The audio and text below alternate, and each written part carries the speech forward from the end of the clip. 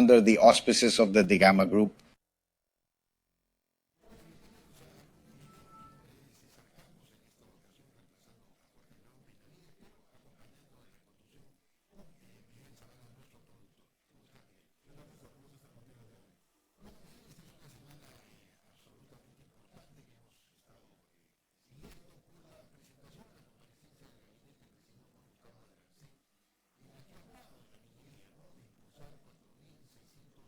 $1 million in investments in 7 important projects that have been mentioned, some of them for repositioning, such as Antamina, for example, which we already know is moving forward. But in the end, perhaps we have lacked a little more ambition to focus on other important mega projects, as the engineer Romulo Mucho, Minister of Energy and Mines, for example, said. Of Energy and Mines, for example, the Tia Maria case is not up to the government to say, but it is up to Southern's own will. To Southern's own will to promote it because it is a mega project. That is right, it is good. In the PDAC, Minister Romulo Mucho himself indicated that there is a portfolio of mining projects for Maldives for more than $54,000, for more than $54 billion.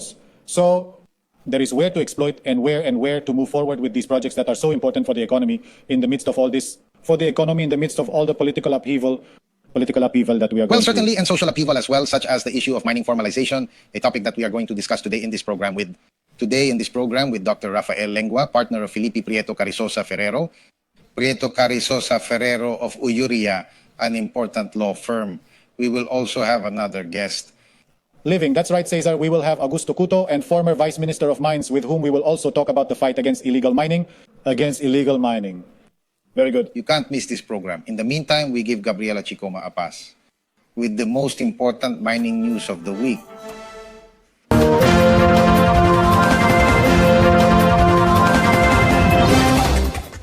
Thank you, Jorge. These are the main mining news of the week. The production of the mining and hydrocarbon sector increased in Siastindi, in February of this year as a result of the expansion of metallic mining activity in the Singsinini, and hydrocarbons in the Singsinini, reported by the National Institute of Statistics and Informatics, INI. Through a related company, the Apumayo Group has made the purchase of the Crespo Gold project located in the province of Chumbivilcas, in Cusco, from the mining company Ares of the Hostel Group. It is a $150 million project, financed with its own resources and a bank financial structuring led by a consortium of international banks. This project is ready to start its construction stage. Petroperu informed through a press release that the flex cocaine unit of the new Talara refinery since February 8 of this year has presented problems in its operations. Likewise, as a consequence of the failure of the national interconnected electric system, on March 1, the refinery complex was completely shut down. Well, as we had announced, we are pleased to introduce Dr. Rafael Lengua, Philippi Prieto's partner, Dr. Carrizosa Ferrero de Uyano. Carrizosa Ferrero de Uría, an important law firm that also has within its area of expertise the specialty of looking at all aspects of mining formalization. And precisely with Dr. Lengua, we are going to talk about illegal mining, the formalization of mining, illegal mining, mining formalization, and exploration.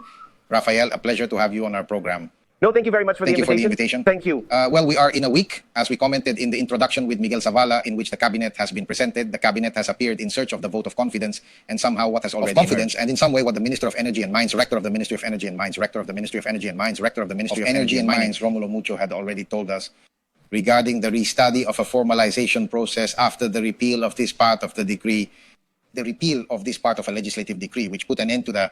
How do you approach this aspect, Doctor? Let's see. I think we have to contextualize what has been repealed. The repealed regulation had 3 components. First, it authorized the police to carry out interdiction measures against minors with suspended reinfos. Who were using explosives without authorization. Number 2, it gave a 90-day term for minors registered in the reinfo to enter into exploration contracts or mining assignment contracts with mining concession holders.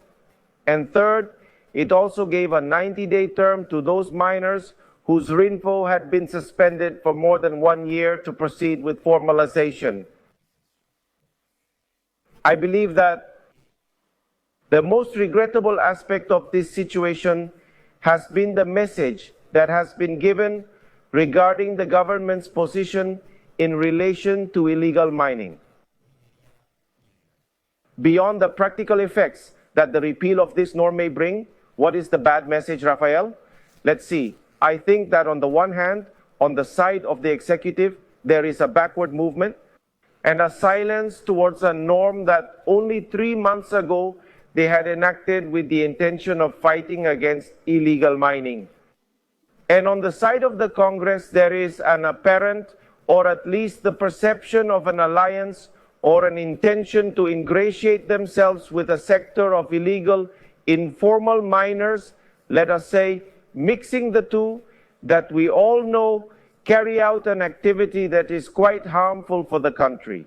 This is a very negative message, and I believe that all of us as a country should have a direct, frontal, and firm message against illegal mining, which is a criminal activity.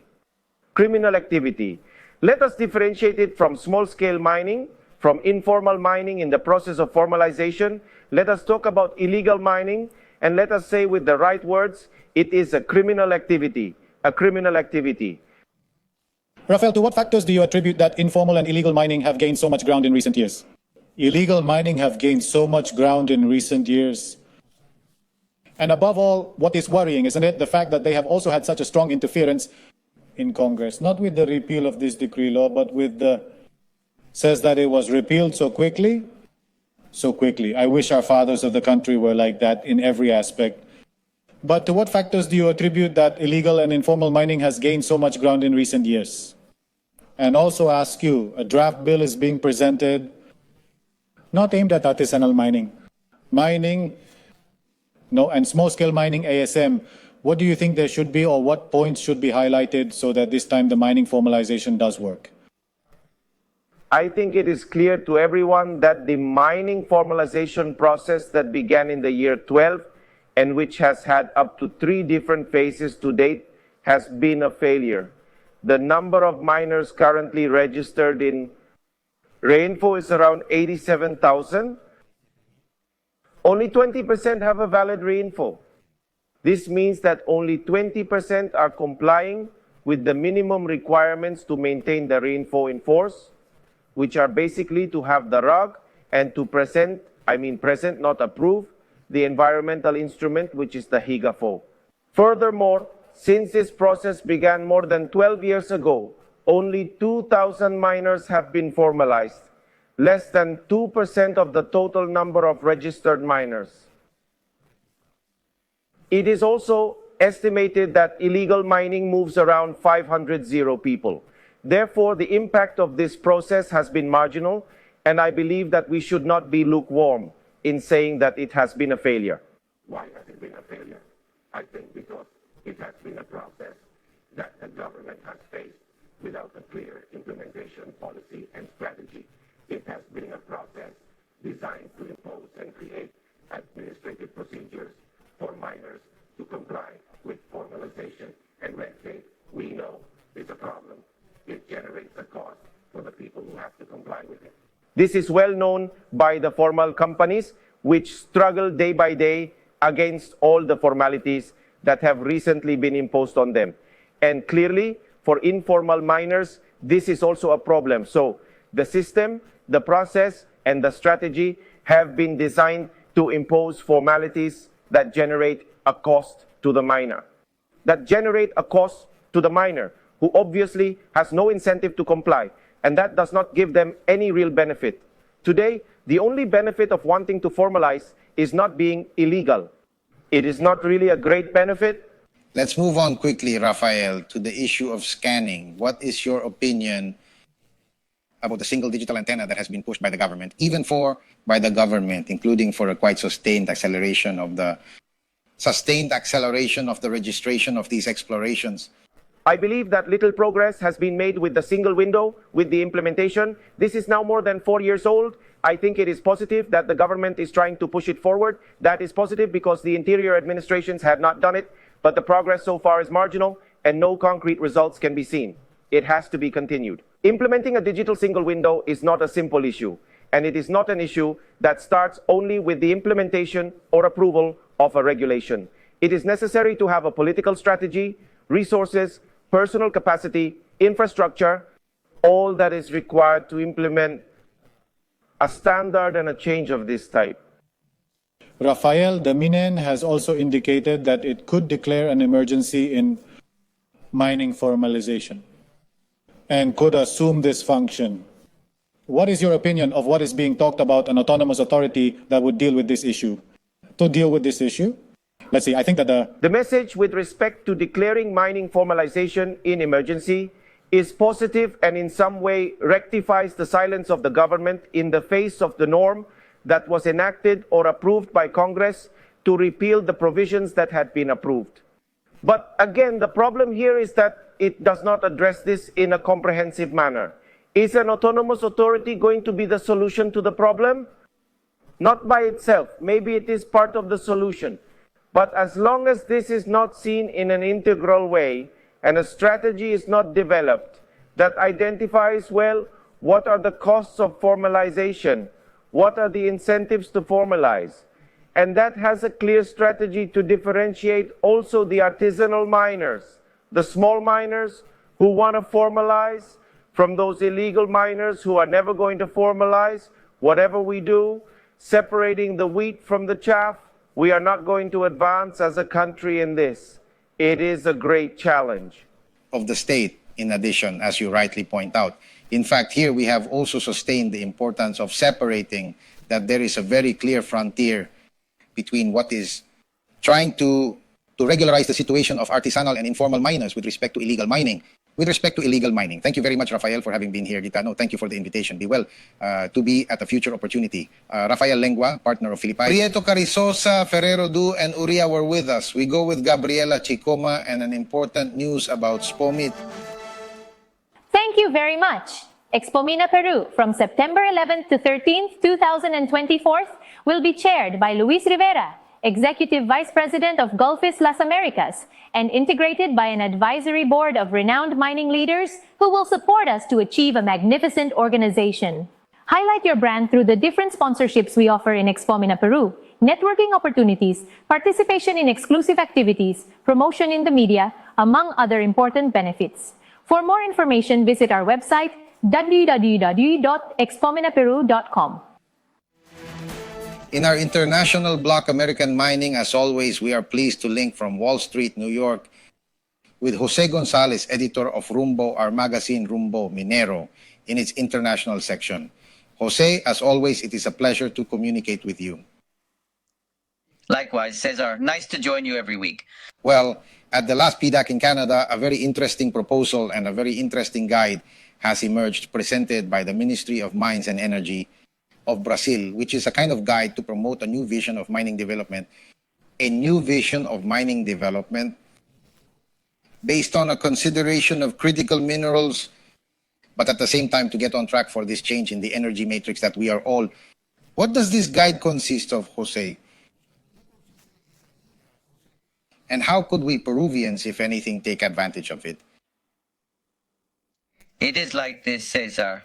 The MME, as the Brazilian Ministry of Mines and Energy is known, presented the guide for foreign investors in critical minerals for the energy transition in Brazil at the PDC in Toronto, in order to establish a mining development program that expands geological knowledge, mineral exploration, production of critical minerals, and their transformation in the country.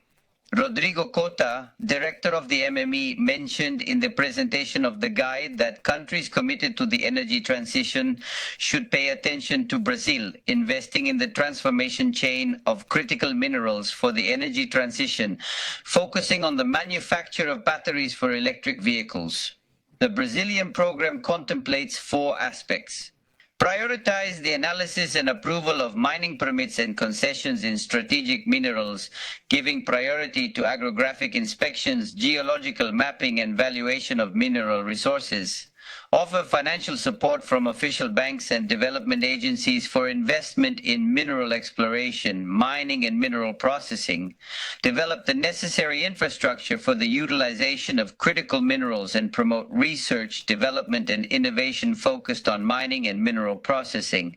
The guide also emphasizes seeking foreign partnerships to access new markets and the creation of the Critical Minerals Investment Fund, FIP, in conjunction with the Bank for Economic and Social Development of Brazil, BANDES, to promote sustainable mining.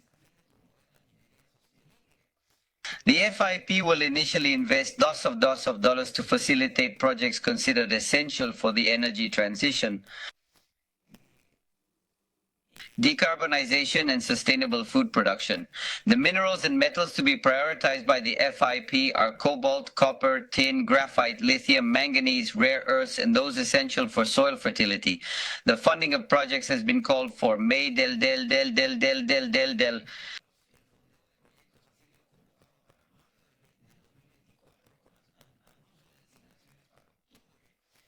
Brazil seeks to foster and promote the necessary workforce for mining through education and training programs, promoting innovation in the industry in order for the country to be a key player in the global mining sector. Setting an example of sustainable development through the use of critical resources. The great example, Cesar, is that Brazil is thinking not only about the immediate future, but also about the immediate and long term, and is reclaiming its mining wealth in the context of critical resources for the future of the planet.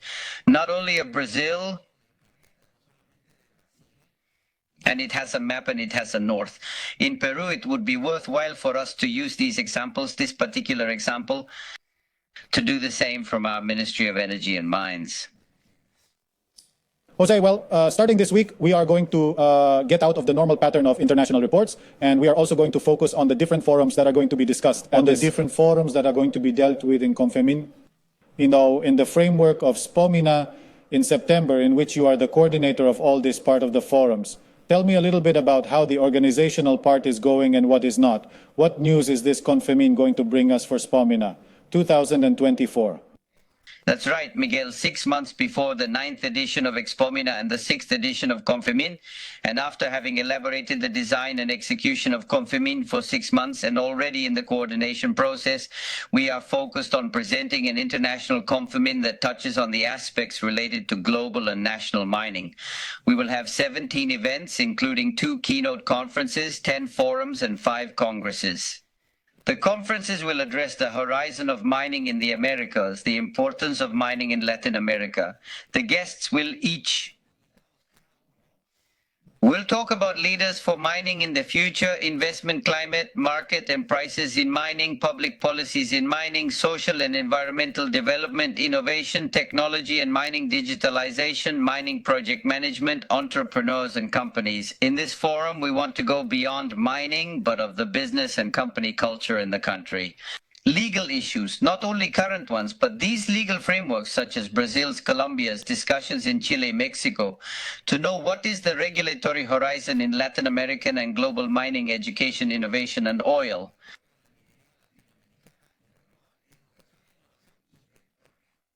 The congresses will deal with logistics supply for the mining sector, mining machinery and equipment maintenance, copper and lithium, mineral processing, green hydrogen, and alternative energies.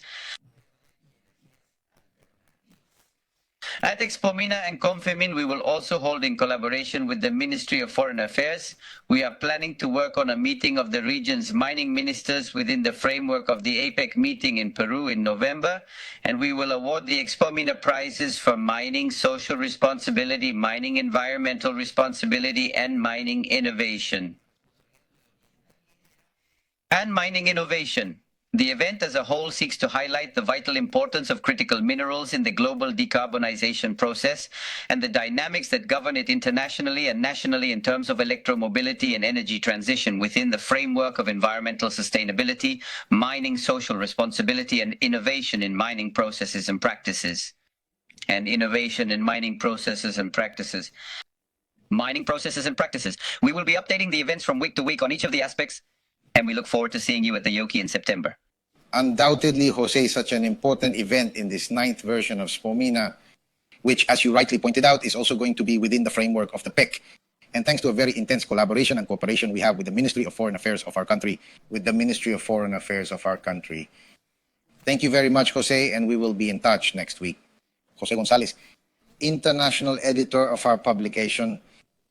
Rumbo Minero was with us from Wall Street, New York. As you know, always access to Rumbo Minero magazine, also free of charge and digitally through www.rumbominero.com. Everything mentioned by Jose Gonzales in this edition can also be found in our magazine. That's right, Cesar. It's time to present the AMSAC Mining Assets Block. Activos Mineros AMSAC is a Peruvian public company with a great purpose: to give life back to the planet. Thus, we are dedicated to contributing to the sustainable development of the country through mining environmental remediation. In AMSAC, we recover the areas affected by high and very high-risk mining liabilities, which are in a situation of abandonment or in which the state has not identified the responsible parties. In this line of work, today we are present in 11 regions of Peru, with a portfolio of 65 remediation projects, which are located in different phases. Promotion of private investment. In AMSAC, we represent the Peruvian state as counterpart of the transfer contracts of important mining projects, and we also supervise the fulfillment of the commitments and obligations that are part of such processes. Today, we are leaders in business management systems. Among the 35 companies of the FONAFE Corporation, we are certified ISO 9001 in quality management, ISO 14001 in environmental management, ISO 37001 in anti-bribery management, and ISO 45001 in occupational health and safety management. At AMSAC, sustainability and care for the planet are our DNA, and therefore, we are proud to contribute to creating a better world through the recovery of air, water, soil, and ecosystems impacted by mining liabilities, and thus contribute to 10 of the 17 Sustainable Development Goals by the year 2030. Giving life back to the planet is more than a simple phrase for us. It is the guide of our daily actions, with which we have a positive impact on the lives of thousands of Peruvians and through them on our country. We now present in Rumbo Minero Augusto Cauti, as you know, has been Vice Minister of Mines on previous occasions. And to talk a little bit about the climate left by the presentation of the President of the Council of Ministers, Gustavo Adranzen, at the moment of requesting the vote of investiture in the Congress of the Republic, as well as in the Congress of the Republic, as well as Engineer Romulo Mucho, the head of the Energy and Mines portfolio. Augusto, as always, a pleasure to have on our program. Thank you, Cesar. Miguel, good morning. Thank you for the invitation. Well, beyond a vote of confidence and beyond what Minister Adranzen himself pointed out with respect to something that already Romulo Mucho had already mentioned at the PDAC in Canada, by the way, where you were also present. These 4,600 million of investment in 7 projects, some of which are replacement projects, could give some dynamism to the economy. But I like the general concept that mining is an important lever, and the most important, of course, for the social and economic development of our country. However, all this is crossed by this also strange atmosphere of the imputations it receives. The strange atmosphere of the accusations that President Evo Duarte is receiving for the case of the rolls, the bank accounts, the questioning of relation to the Minister Romulo Mucho and the repeal of the legislative decree, part of the legislative decree of 607, related to the formalization of mining. Mining formalization. How do you approach this whole panorama? Let's see. Well, actually, there are several issues that you mentioned, and I think that if we try to approach them as a whole, I think that the balance is still positive for the country. I believe that the balance is still positive for the country, right? What have we seen in PDAC? At PDAC, we have seen the relevance of the mining sector for what is to come, let's say, for the world in the fight against climate change, to achieve decarbonization, where mining resources will continue to be extremely important for them. And Peru has a key role to play in this, does it not? because we are an important country with the resources we have, with the reserves we have, precisely to provide the world with the resources needed for the energy transition, electromobility, and all this for the objectives I mentioned before. Within that, at the Mining Convention, it has once again been seen that Peru is one of the most important places and that it continues to attract the interest of investors, right? Despite what we have seen in the political situation of the last 6-7 years, there is still interest. There is still interest. I have had the opportunity to talk to different investors from several countries, and all of them continue to show interest in Peru. And they all continue to show interest in Peru. Now again, unfortunately, this has come together with a political scandal, the premier who had to return, the change of prime minister, and now we see the Rolex issue. So we have there a leg of the table that continues to be weak, that continues to hit us on the issue of institutionality, and that unfortunately for investors, Peru is a country that is still in a very difficult situation. And which unfortunately for investors is a relevant aspect, isn't it? Although we have the geology and the resources, we have this part of the investment climate where there is the legal, the regulatory, and the political part, especially in the political part.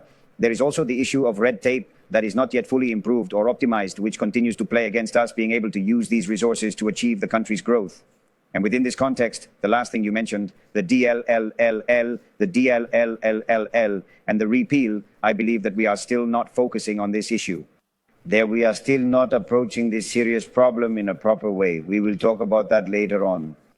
Augusto, well, former ministers, vice ministers, lawyers, different specialists have paraded here, and we have consulted them about what is the most important thing to do, consulted him about what needs to happen or what needs to be improved in order to, or what has to be improved in order to formalize or make formalization of mining work, mining formalization to work. Well, after the repeal of the legislative decree of 607, Minen is working on a new bill specifically for artisanal and small-scale mining. Artisanal and small-scale mining, what needs to change or what needs to be improved so that mining formalization works now? Let's see. First, I think it is important to have a ministry with trained people and people who know the sector. I think that after years, the Ministry of Energy and Mines has a minister in charge who also knows the sector, is in charge of a minister who also knows the mining sector, and as a mining and as a supplier of the sector and the public part, because he has also worked in the state before. I think this is important to be able to see how to regulate this whole issue and how to refocus it. I believe starting from the basic assumption that the formalization process, that the formalization process that we have been having for 20 years has failed. I believe that if we do not start from that premise, we will continue to get bogged down in discussions on whether to extend the term or limit the term or cancel the term or repeal the transitory provision. We are still in the small in the bureaucratic administrative part. We are not seeing the problem, it has grown. It is not a problem that 20 years ago was perhaps focused on 50,000, 80,000 artisanal miners. Today we are talking about 400,000, 500,000. In addition, not only artisanal miners, but also international mafias have started to work on this issue. Obviously because the product, especially gold, is a product that can easily be legalized or laundered. So I believe that if the process is not refocused and does not become a multi-sectoral issue, and not just the Ministry of Energy and Mines, and expect the Ministry of Energy and Mines to have the magic wand to solve a problem of informality, a security problem, a problem of suppliers, a problem of the suppliers, a problem of the suppliers, a problem of the suppliers, a problem of the suppliers, a problem of the suppliers, a problem of explosives, suppliers, a problem of the suppliers. Let's say if there is not that complete environmental approach and all of that, I think it is going to be difficult, but I think we have this possibility now. You were pleased that the idea of an autonomous authority came up. We have discussed it here with Jaime Daltaos as well, with a proposal, and Romulo Mucho has also hinted at the possibility that this authority could exist. That is to say, that it could be an autonomous authority. What do you think of this idea? It seems to me that it is valid. I do not think that as it is an issue that has to be treated in an integral and complete way, I think that creating an authority with the name Rainfo or whatever name it may be, but that somehow brings together all these sectors involved and can work on this in a really focused way with analysis. We cannot continue to deal with this issue without distinguishing, for example, artisanal gold mining from artisanal copper mining. We cannot continue to talk about mining in general without dealing with alluvial mining in a different way, to see how to work with the mercury that exists but in a closed way, let us say, in some areas where we can also work with technical and technological resources to avoid greater damage, how to change the use towards other clean technologies. I believe that all these approaches should be dealt with in a complete integral way, and also with a public-private participation where we can work with technical and technological resources to avoid major damages, and also with a public-private participation where this has not only been seen as an issue to be left to the Ministry of Energy and Mines, because obviously it is a much bigger issue and it is very complex and covers many areas, and not only the mining part. I do not think that the mining part is just one more of everything. Finally, Augusto, the issue of the single window. Well, a few days ago, the Ministry of Energy and Mines has said that it has met with 9 state entities in order to speed up these procedures, which on average took 2 months to complete. That used to take an average of 234 days, and that now they are going to take about 40, will take about 40, 50 working days to get these exploration projects off the ground. There is even talk of approving 3 exploration projects per month. How do you see the progress of the single window? Is there enough progress being made, or is there still a lot to be done?